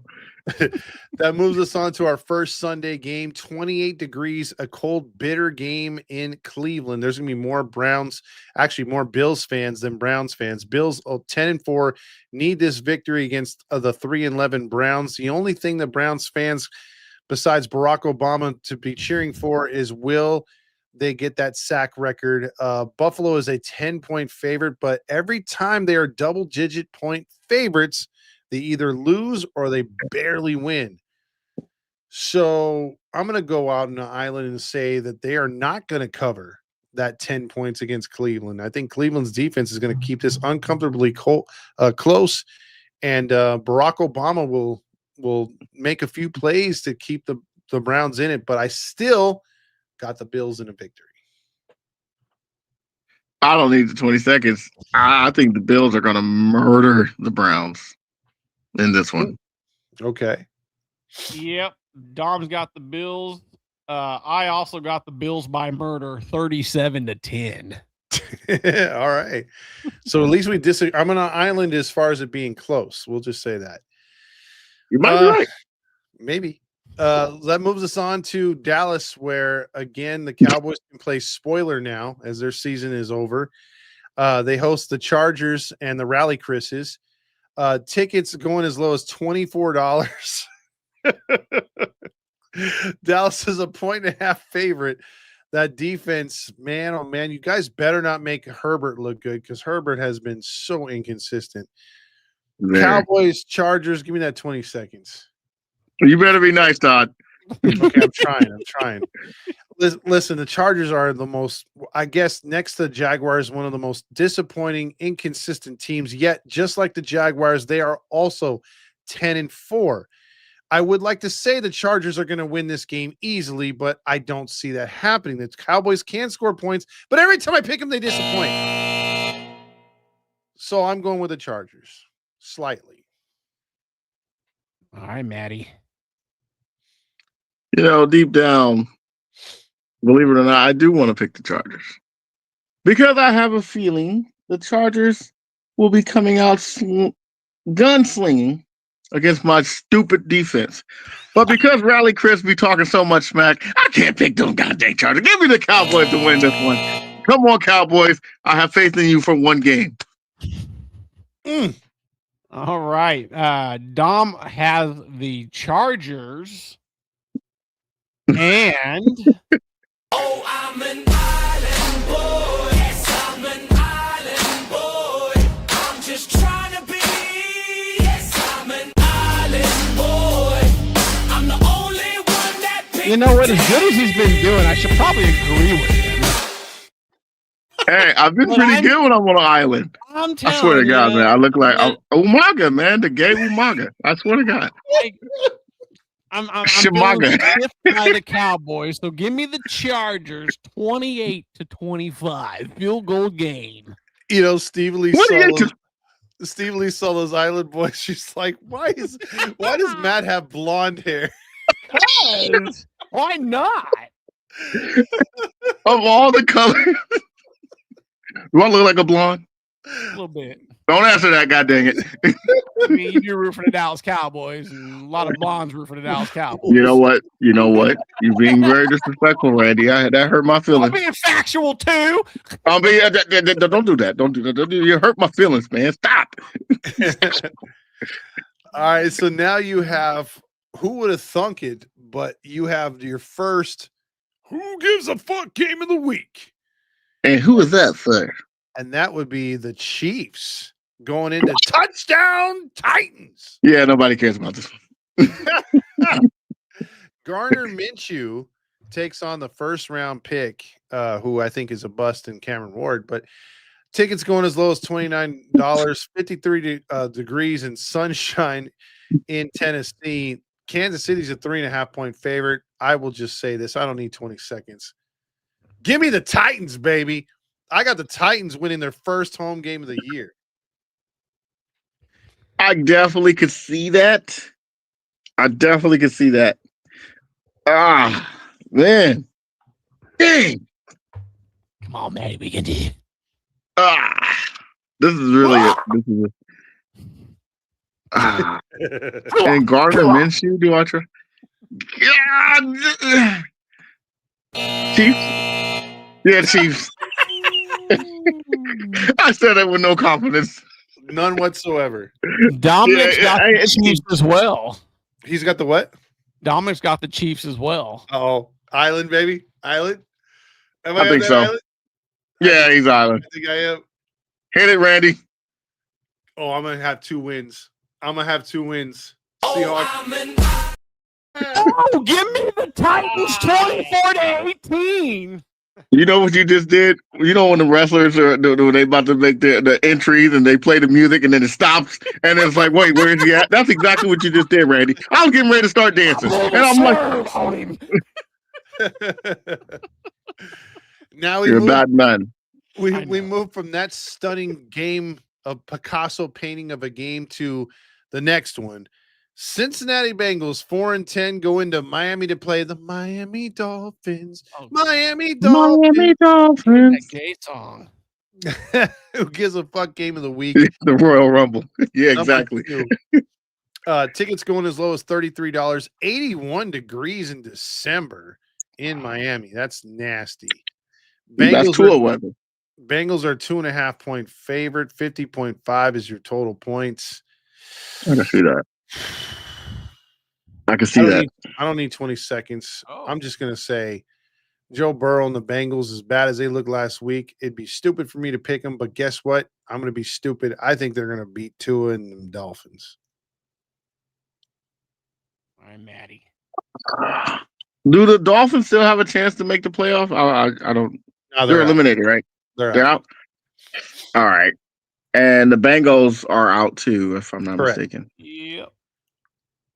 Ain't nobody either got nothing to lose. Give me the Bengals. Yeah. All right. Dom's got the Bengals as well. And so do I. Give me the Bengals 20-13. A part of me wants to pick Dolphins, though. But no, trust me. No, you don't. Not no, I don't. Ain't doing that. No, I ain't gonna pick them. Third game in a row. Who gives a fuck game of the week? Are you serious? Mateo said it was about 5. This is 3. Yeah. This is 3. Jets go into New Orleans. Oh, yep, nope. Ew. Tickets going as low as $10, folks. $10. You telling me I can pass up on a Whopper meal and then I can go to a Jets against a Saints game? You sure I'm can. getting that Whopper. New Orleans is 4.5-point Whopper. You'll have to take a Whopper after watching this game. Absolutely. Straight up, I'm going to say it. No disrespect, Randy. Saints. I got the Saints. Yeah, I got the Saints. All right, Bullet. I'm pretty sure I know what he's got. I'm sure he got the Saints. Yeah, he's got the Saints. And Randy? I got the Saints 24-13. Rally Kids actually picked the Jets. Oh, Riley Chris, you dummy. You want to make a bet? There you go. Jets ain't winning Rally. I'm sorry. Now we move on to our next game. Are you serious? I mean, yeah. Who we got? It's the team that just beat the Cowboys, the Vikings, going to New York to play the Giants. Tickets going as low as $24. You're disrespectful with that one. You could have said the Vikings. No 20 seconds needed in this one. Give me the Vikings. Vikings. Yeah, Dom's got the Vikings, and so do I. Vikings 28-20. There you go. All right, so I swear, if you pick another one. no. Actually, we're taking a break on this one. We actually have a battle for first place. The division baby on the line. You have a 10 o'clock start in Carolina. The Tampa Bay Buccaneers 7-7 versus the Carolina Panthers 7-7. Tickets going as low as $99, 56 degrees and sunshine. Weather not a factor. Tampa Bay 3-point favorites. Give me 20 seconds just for the hell of it. That's a good one.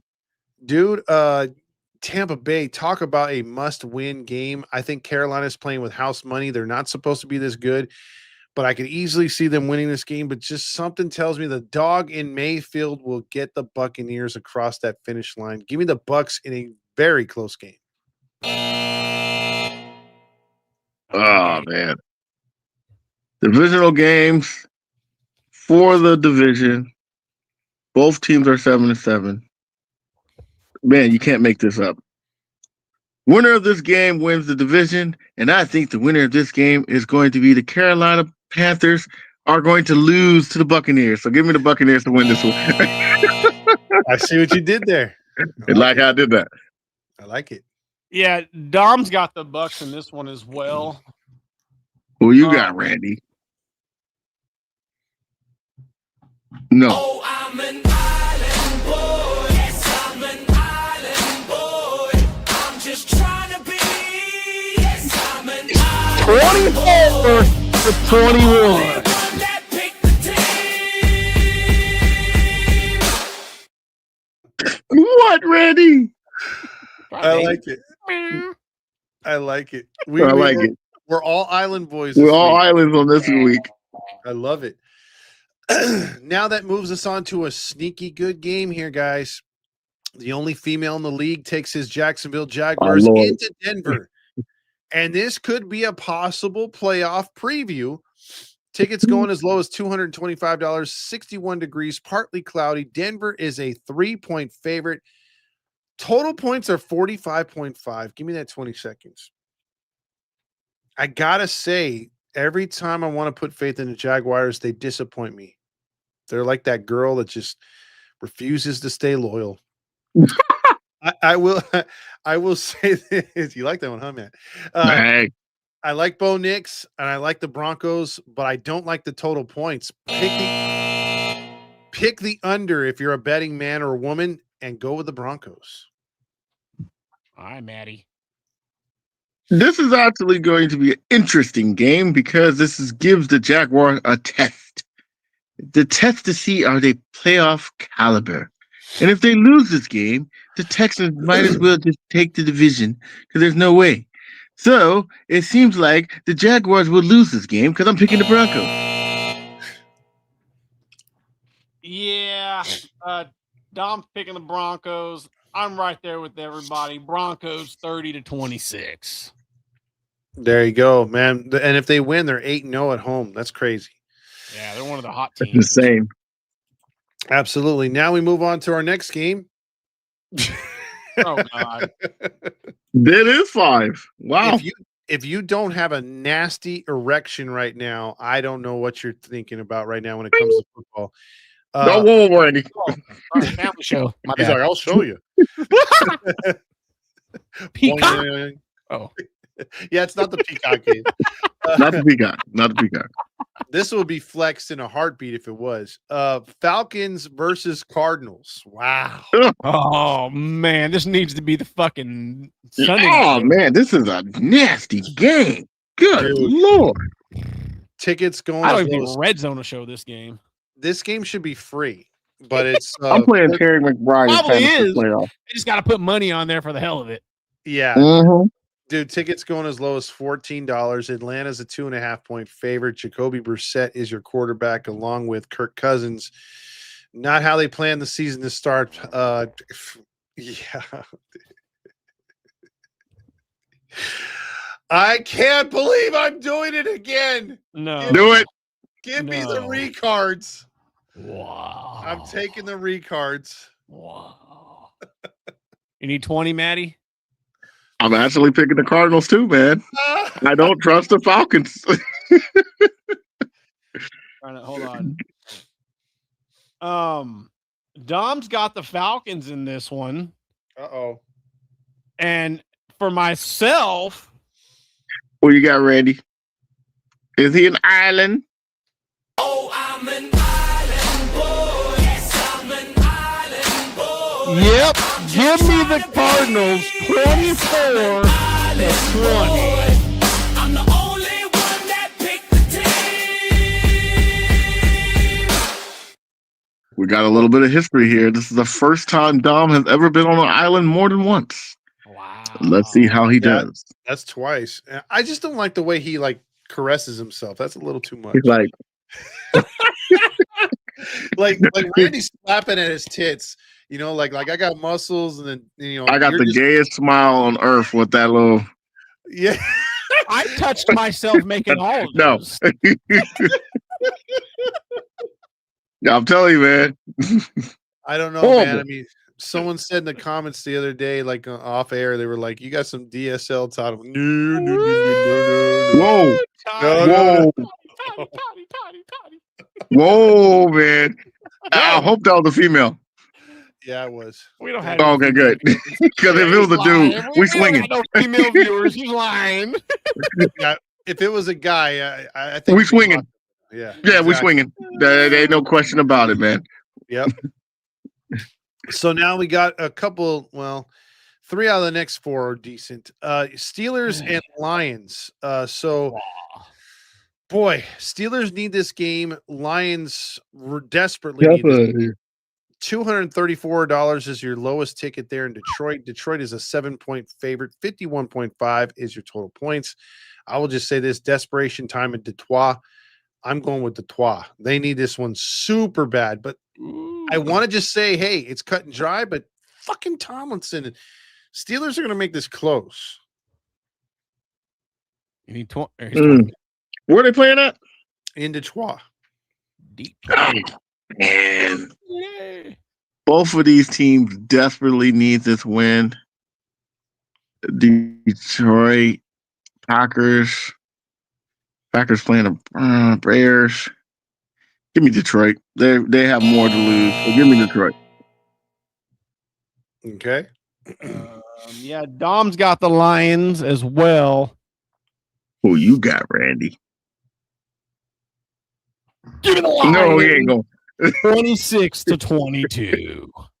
Let's see if it comes to fruition. Let's Now, see. guys, we have another. Raiders and Texans. Yes, sir. Oh, yeah. Doodly. Raiders. Oh, actually, they're the bye weeks. The Las Vegas bye weeks go into to Houston, take on the Texans. For some reason, you have to pay $100 to see a bye week. Houston is 14.5-point favorites. I think Vegas thinks all 38.5 are going to be scored by the Texans, and I tend to agree. You guys say in the comments, teams by murder or whatever. This is like a triple homicide, dude. Homicide.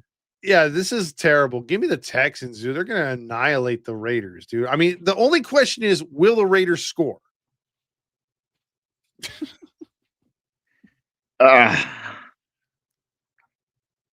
Give me the Raiders to lose. There you go. Yeah, Dom's got the Texans as well. There's no Island Boy on this.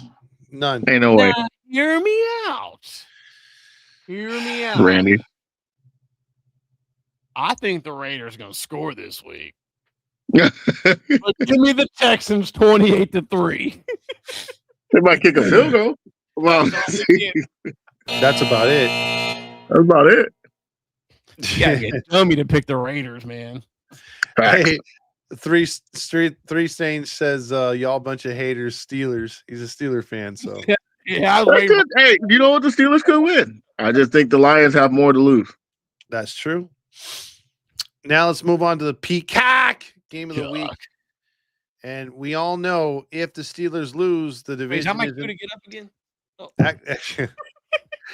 Actually, if the Steelers lose, the Ravens can tie them for first place. Ravens are a game back of them, but a tall order is at hand. They play the Patriots. The Patriots are undefeated on the road.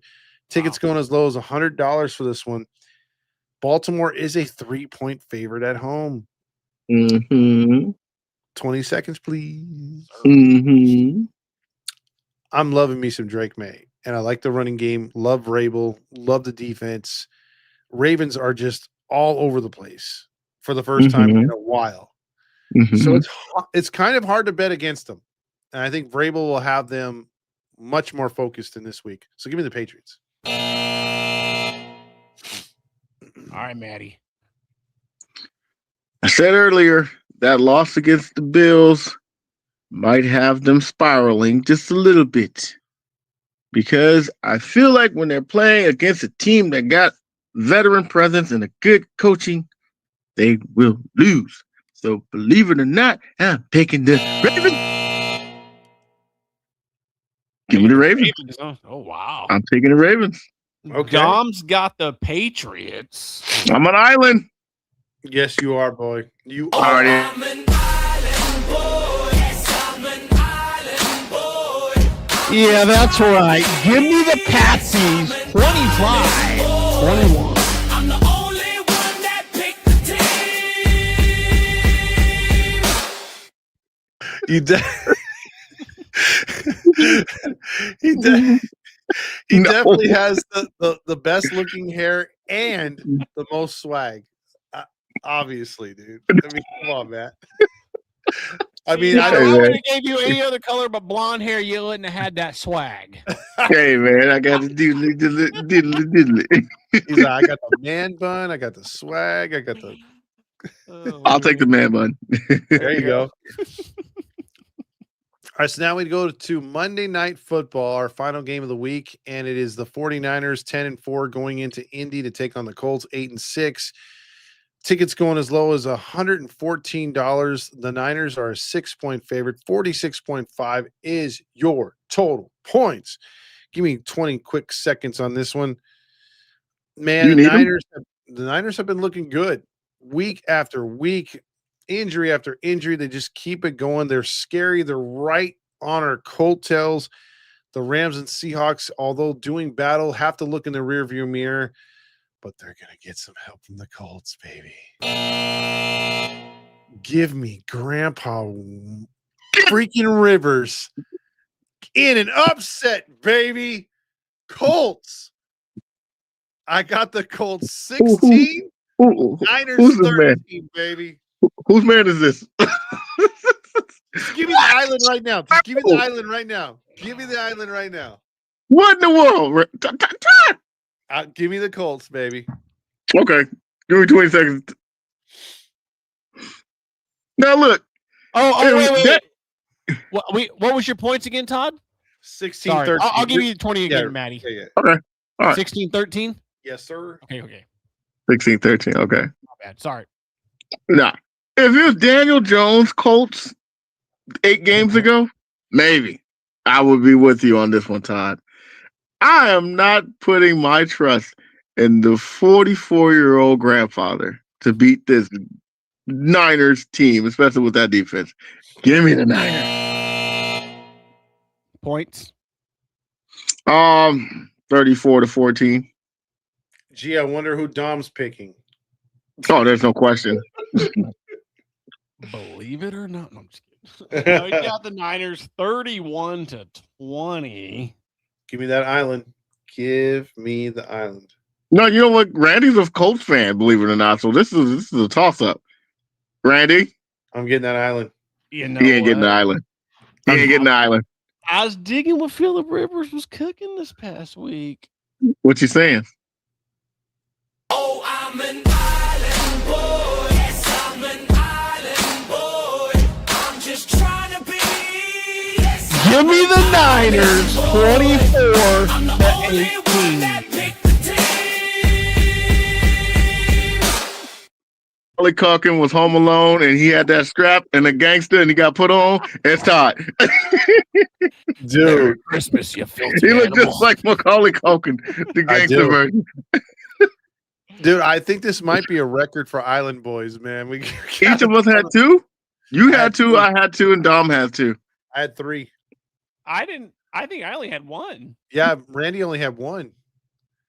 So that's 8 Island Boys. 8 Island Boys. Lonely boys. Rally Chris, Wow. you just want Grandpa Rivers to win. That's what you want. Absolutely. Well, that is our show, man. We got through it all. We did the recaps. We gave you the Yes, we did. standings on the viewers and us as we trail the viewers at this point. And we just gave you our pick'ems for the week as we are winding down. I mean, it's hard to believe after this 3 more week, weeks. we got 2 more weeks, and then we're in the postseason January 8th. But man, this one is, I'm telling you, just aside from things, this Rams Seahawks game is probably, I would have to say, the most important Seahawks game since freaking, I would have to say the last time we were in the postseason going to the damn Super Bowl. Yeah, this game's That's gonna be big, Todd man. all Thursday. Oh, yeah. That's definitely the game of the week for sure. Oh, Yeah. I mean, there's some good games as well, but that's got to be game of the week. And last thing I got on before I get your guys' final words, my final words are fuck the NFL for making us wear those goddamn rivalry jerseys because we're unfortunately wearing those putrid ass jerseys. Seahawks You don't like fans, them, Todd? Rams winning confirmed. Seahawks You don't fans like them, Todd? hate those jerseys. I hate them too. Dude, they're fucking all ugly. The only one I really cared for was the 49ers. I thought they were all right. Pretty good, actually. Yeah. But I thought everybody was garbage. They're And terrible. that's my final thoughts.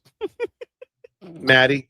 My final thoughts are all you guys in the chats that was so disrespectful to the Cowboy Nation and to the Cowboy fan himself. You're so disrespectful. And I'm going to remember that next week when we beat the Chargers, especially you, Rally Chris. You, man. We've been talking.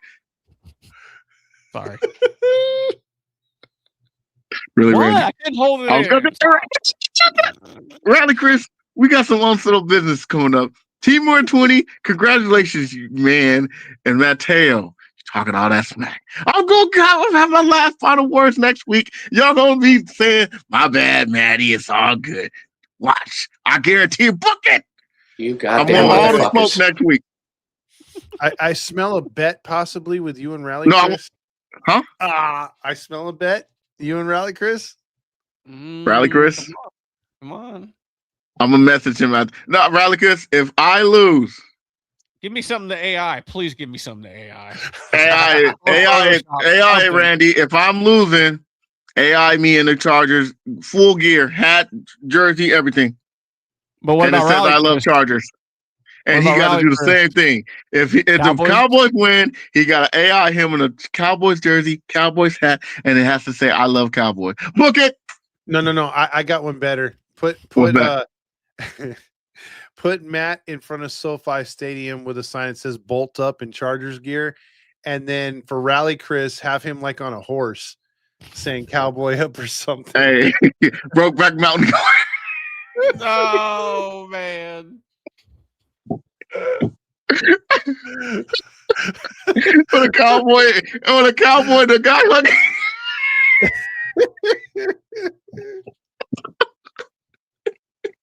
I can't. Later, guys. Good night, everybody. All right, guys. See you next week.